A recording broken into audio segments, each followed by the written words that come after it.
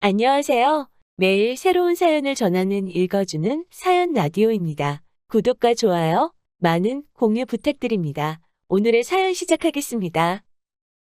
안녕하세요. 다시 되찾은 인생을 즐기며 살고 있는 30대 여성입니다. 여기서 즐기고 산다는 건 탱자탱자 놀면서 지내고 있다는 뜻은 아니고요. 더 이상 남에게 휘둘리지 않고 쓸데없는 스트레스를 받지 않으며 잘 지내고 있다는 얘기예요. 정말이지, 그땐 왜 그렇게 나 하나만 참으면 그래도 괜찮아지겠지 않은 바보 같은 생각으로 참아가며 지냈는지 모르겠어요. 그런데 솔직히 말해서 제가 그런 마음으로 참아주고 했으면 남편도 좀 고마워한다던가 그랬어야 하잖아요? 그런데 하나를 해주니 두 개를 해달라고 하고 두 개를 해주니 세 개를 해달라고 하고 그래서 더는 이렇게 살다간 정말 안 되겠다 싶어서 이혼하자고 했네요. 남편하고 처음 만난 건 지인의 소개를 통해서였어요. 당시 남편은 구급 공무원이었고 저는 작은 회사에서 일하는 평범한 직장인이었죠. 사실 저는 좀 내성적인 성격이라서 소개를 통해서 사람을 만난다는 건 생각만으로도 부담스러워 거절하려고 했는데 지인이 남자 쪽이 워낙 싹싹한 성격이라서 괜찮을 거라며 한번 나가보라더군요. 그러면서 여자 나이 30대만 돼도 이렇게 누가 소개시켜준다고 안 한다고. 30 넘어가기 전에 가리지 말고 한 명이라도 더 만나봐 그러는데 솔직히 그 얘기 딱 들었을 때 기분은 별로였어요. 안 한다고 하고 싶었죠. 하지만 또 곰곰이 생각해보니까 아주 틀린 말은 아니다 싶기도 하고 지인 말대로 나중엔 어디 가서 제 힘으로 누굴 만나나 걱정스럽기도 하고 그래서 자존심은 좀 상했지만 알겠다 하고 나간 자리였네요. 그리고 그렇게 만나게 된 남편은 지인의 소개대로 조금 부담스러운 감도 없잖아 있긴 했지만 넉살이 좋았어요. 워낙 공통점이 없다 보니 무슨 이야기를 주고받아야 하나 걱정이 많았는데 남편의 주도하에 대화는 매끄럽게 흘러갔죠. 그런 적이 없다 보니 신기하대요. 거기다 성격은 달랐어도 좋아하는 영화 장르라던가 입맛이 비슷해서 소위 통했다는 느낌을 받았거든요. 그래서 어쩌면 이 사람하고 잘 될지도 모르겠다 싶더니 지금 생각해보면 그래도 거기서 멈췄어야 했는데 하긴 지금 이런 후회를 해서 뭐 하겠어요? 아무튼 남편한테 애프터 신청이 왔고 그때는 저도 은근히 기다리고 있었던지라 튕기고 말고 할 것도 없이 좋다고 했죠. 그리고 그렇게 저희는 연애를 시작했습니다.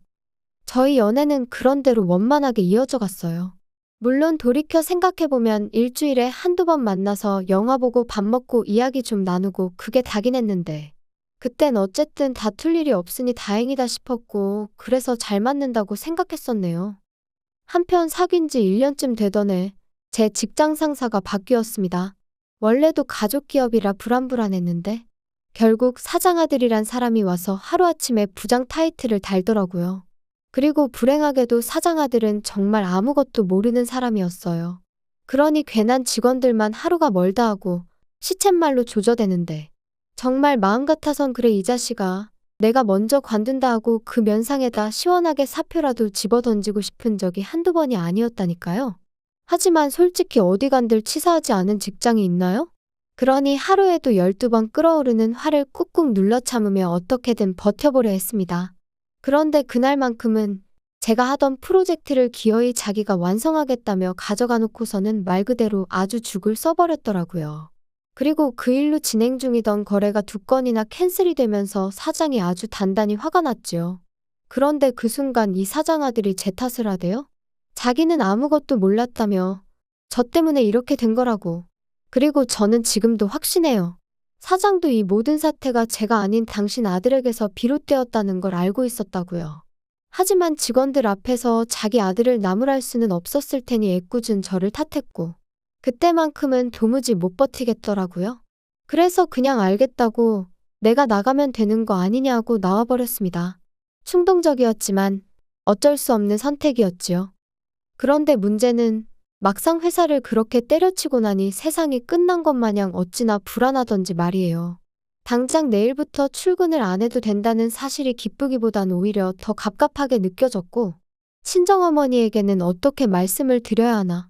하지만 제 우려와는 달리 친정어머니는 그동안 고생했다 하시며 이참에 앞으로 뭘 하고 싶은지 계획이 어떤지 찬찬히 정리를 해보라고 하시더라고요.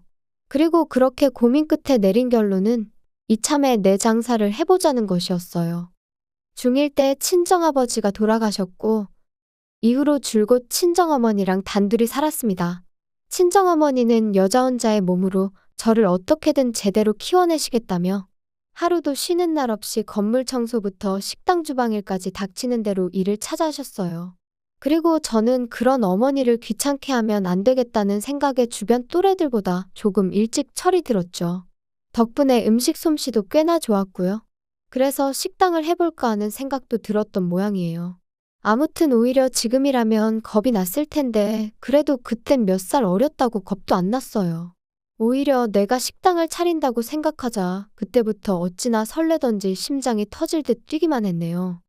그리고 저는 이러한 결정을 남편에게도 전했습니다. 그 무렵 결혼 이야기도 조금씩 나오고 있었기에 남편의 생각도 어느 정도는 저에게 중요했었거든요. 그런데 남편이 제 이야기를 듣고는 뜻밖의 이야기를 꺼냈어요. 식당이라는 게 여자 혼자 하기에 쉬운 일은 아니지 않냐면서 자기랑 같이 하는 게 어떻겠냐고요? 깜짝 놀랐죠.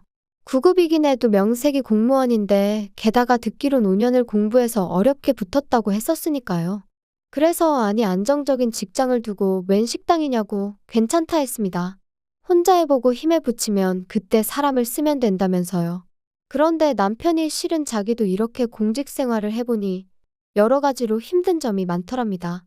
조직 문화니 위계질서니 전부 다 버겁다고요.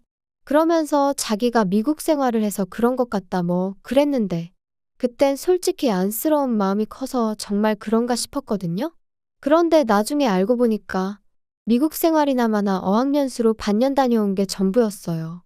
그래놓고 저한테는 걸핏하면 미국에서는 어떻고 저떻고 미국인들은 어떻고 저떻고 정말이지 그때로 돌아간다면 주절거리는 남편의 입을 탁 한 대 쳐버리고 싶다니까요.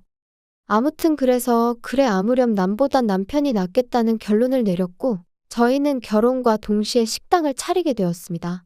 다만 결혼을 앞두고서야 남편이 제 예상보다 훨씬 적은 돈을 갖고 있단 걸 알게 되었기에 제가 식당의 대표로서 남편을 고용하기로 했지요. 물론 당연히 남편도 어머님도 제 이런 결정을 마음에 들어하지 않았어요. 공동으로 창업을 한다더니 어째서 와이프가 사장이 되고 남편이 직원이 되느냐고요. 하지만 남편은 자기 이름으로는 죽어도 대출은 못 받는다 버텼기에 저로서는 어쩔 수 없는 선택이었네요. 신혼집은 제가 살던 전세집에서 시작하기로 했고 혼수는 남편이 해왔어요. 다만 제가 기존에 쓰던 가전제품 대부분이 멀쩡했기에 실제로 남편이 사온 건 침대 옷장 그리고 식기세척기 정도가 전부였죠.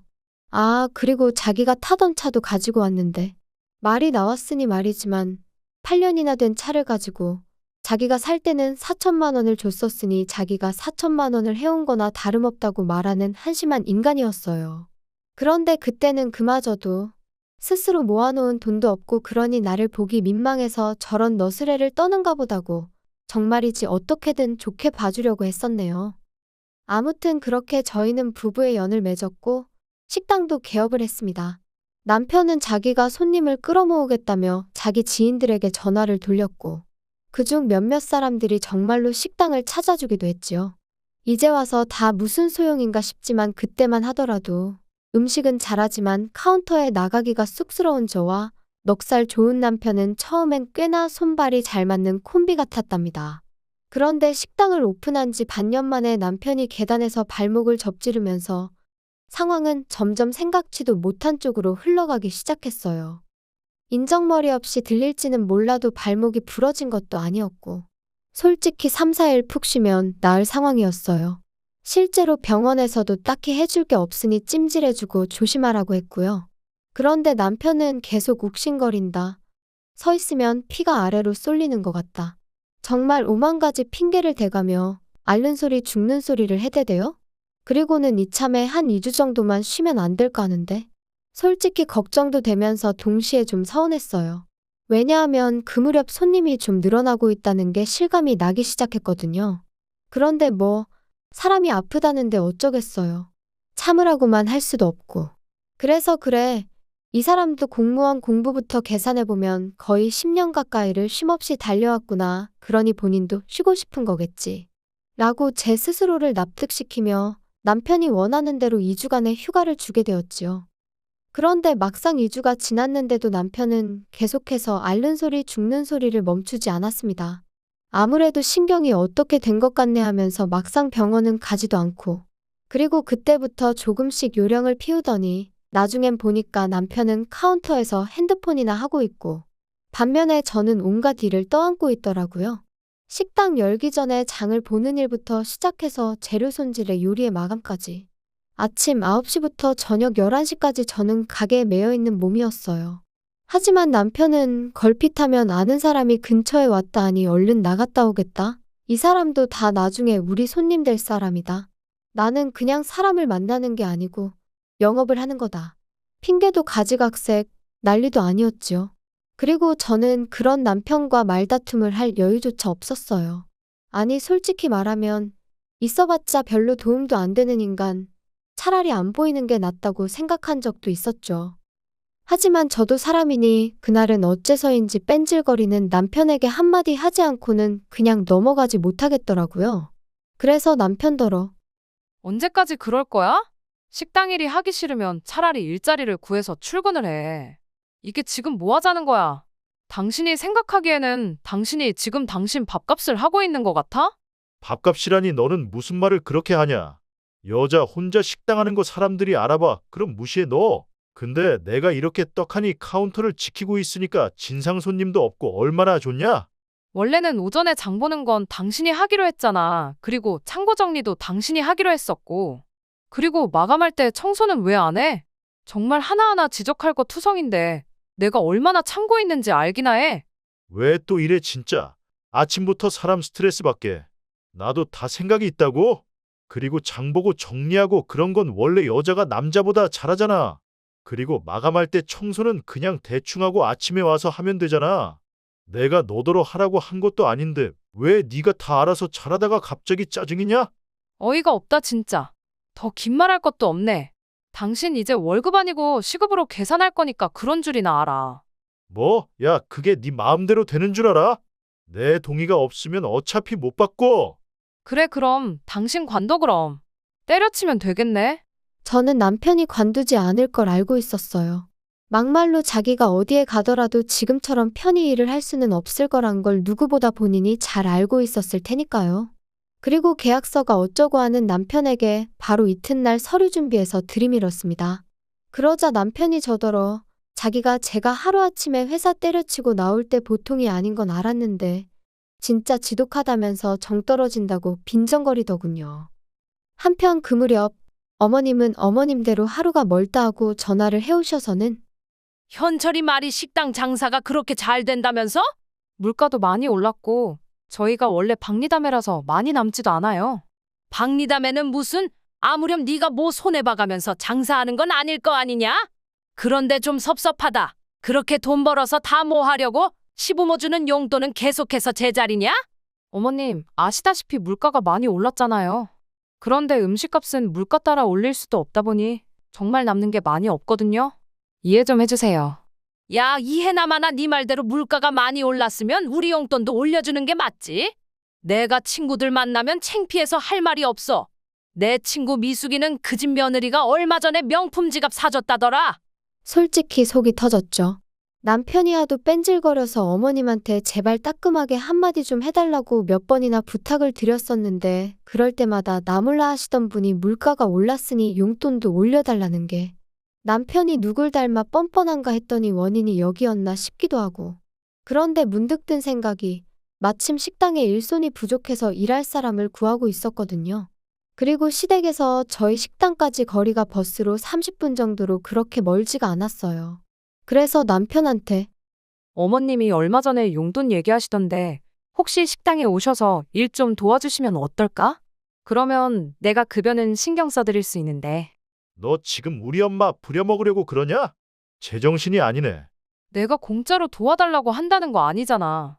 내가 그렇다고 어머님한테 뭐 힘든 일을 부탁드릴 것도 아니고 서빙만 좀 도와주시면 되는데. 됐다 됐어. 시어머니 어려운 줄을 모르고 야, 그럴 거면 장모님 들어와서 일하시라 해. 우리 엄마는 이미 일 다니시잖아. 거기다 거리도 훨씬 멀고. 그러니까 어차피 하시는 일 딸 식당에서 하시면 되겠네. 억지 좀 쓰지 마. 그리고 난 좋은 뜻으로 꺼낸 얘기인데 당신이 그렇게 싫다니. 알겠다, 알겠어. 못 들은 걸로 해.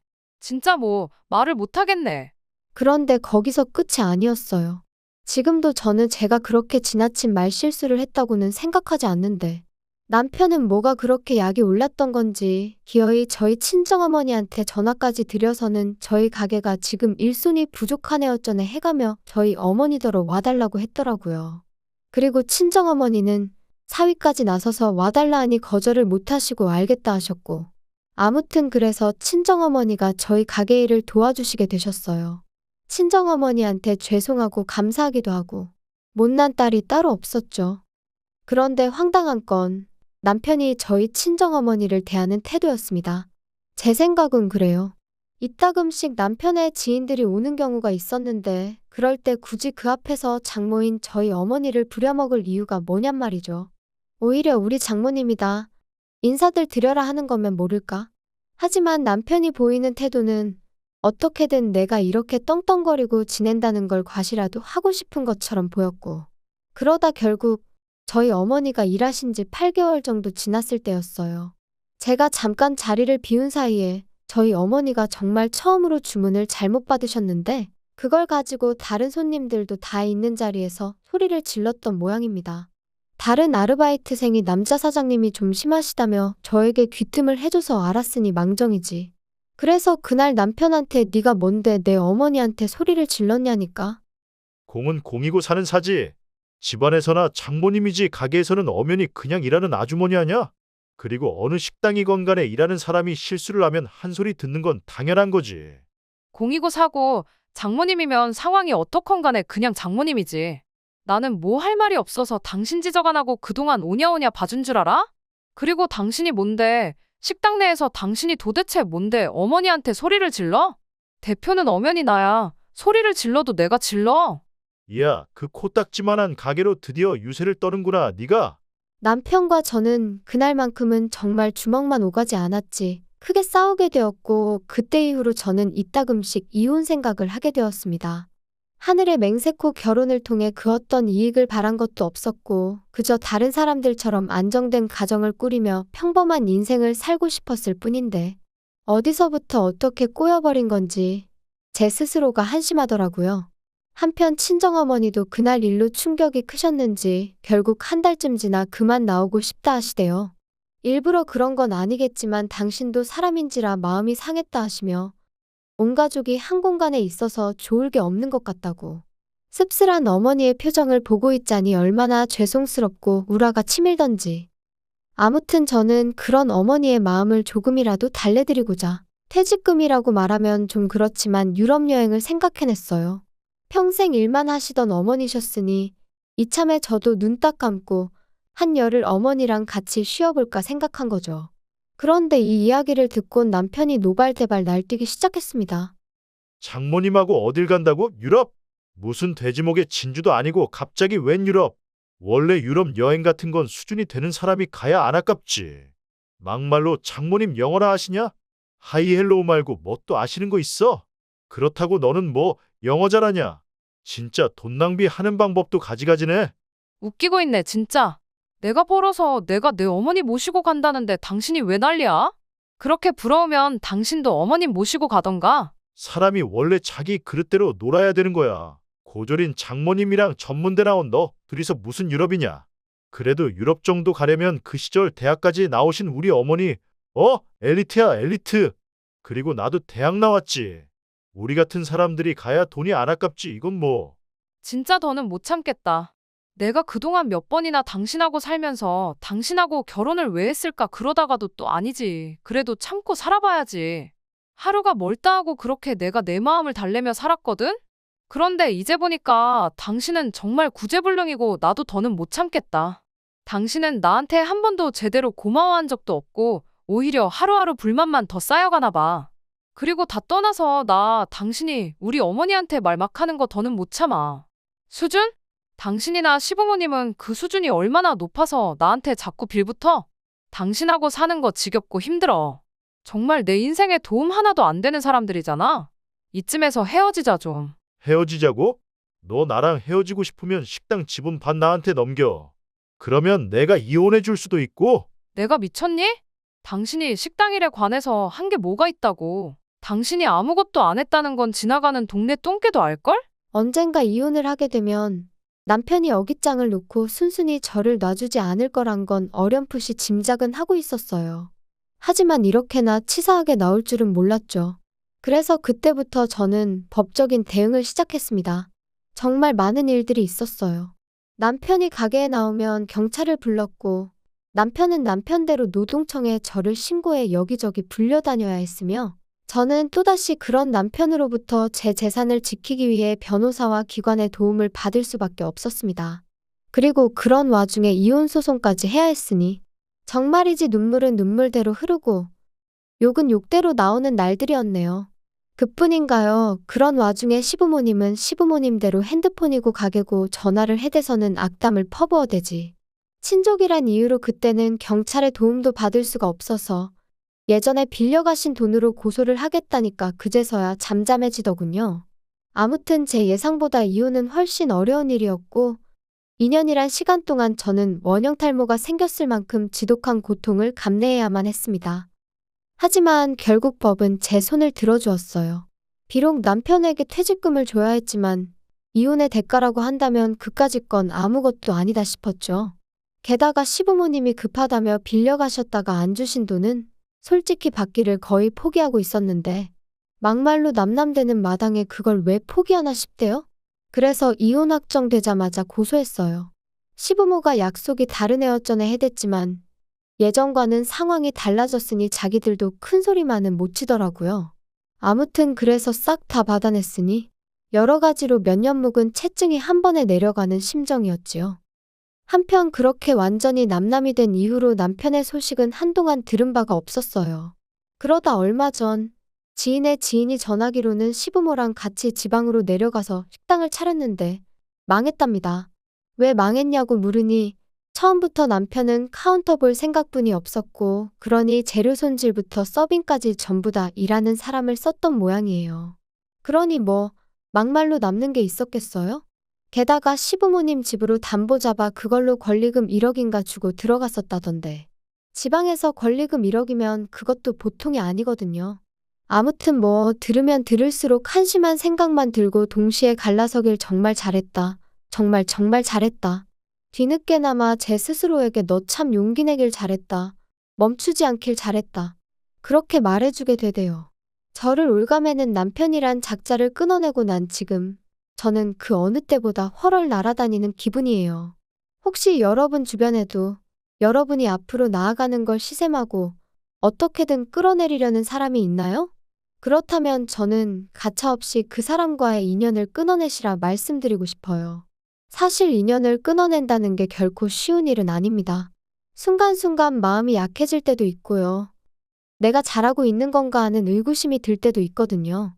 하지만 그 고뇌의 끝에는 그 어느 때보다 환하게 웃고 있는 자신을 발견하게 될 거라고 제가 이렇게 장담할게요. 들어주셔서 감사합니다. 긴 이야기 들어주셔서 감사합니다. 오늘의 사연은 여기까지입니다. 구독과 좋아요, 알람 설정해주시면 앞으로 더 좋은 사연으로 찾아오겠습니다. 감사합니다.